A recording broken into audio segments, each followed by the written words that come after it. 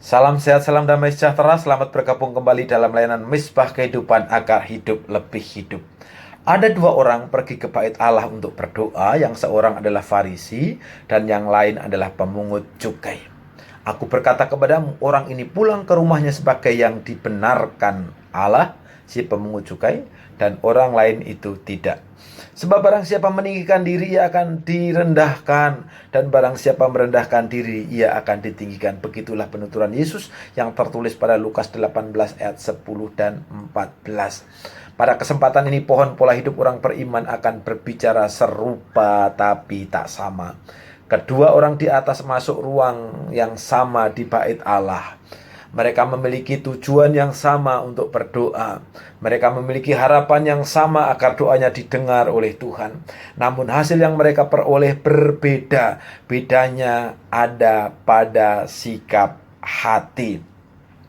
Seorang kapten kapal pesiar melakukan sidak inspeksi mendadak pada anak buahnya yang dilaporkan sering mabuk minuman keras saat melakukan tugasnya.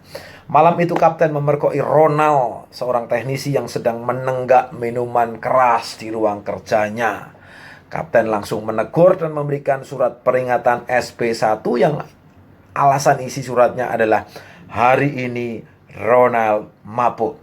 Ronald yang merasa tidak mabuk protes dengan pernyataan surat tersebut. Kapten, tolong ganti kalimat itu. Karena saya tidak mabuk, saya hanya minum segelas wine untuk menghangatkan badan. Maaf, saya hanya mencatat yang terjadi, kata sang kapten kapal dengan ketusnya.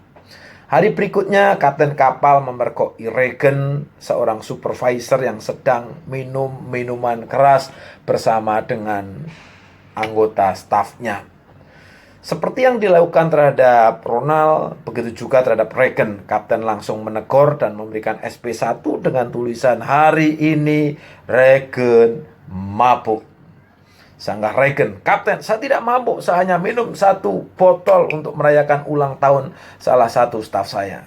Saya hanya mencatat apa yang terjadi, jawab Kapten dengan ketus.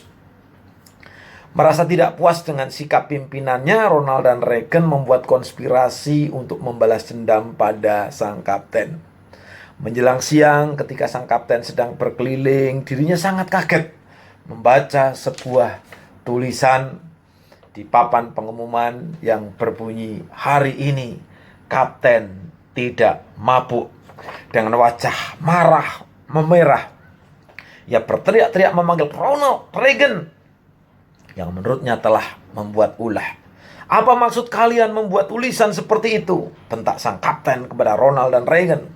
Maaf kapten, kami hanya menulis yang terjadi, jawab mereka berdua serentak. Kejadian di atas mengajak kita semua untuk berhati-hati ketika membaca sebuah kalimat atau menyimak perkataan orang lain. Kalimat yang sama akan memiliki arti yang berbeda jika diberi tanda baca atau diucapkan dengan nada atau intonasi yang berbeda. Sang kapten marah karena kalimat yang tertulis di papan pengumuman tadi bisa memiliki arti ganda. Yang pertama, menunjukkan fakta bahwa hari itu sang kapten memang tidak mabuk. Tetapi kalimat itu juga bisa berarti bahwa baru hari itulah sang kapten tidak mabuk. Pantas saja yang sang kapten jadi marah besar. Rupanya dirinya juga pemabuk. Unta di pelupuk mata tak tampak, tapi kuman di seberang lautan tampak. Mengapa engkau melihat selumbar di mata saudaramu, sedangkan balok di dalam matamu tidak kau ketahui?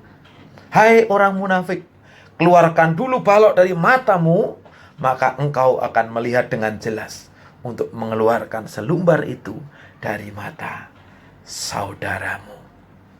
Mari belajar dari seorang pemungut cukai. Dia orang berdosa, tetapi mengaku berdosa di hadapan Tuhan. Daripada kita sok merasa menjadi orang yang benar, tetapi hidupnya tidak pernah bertobat. Tuhan Yesus memberkati saudara.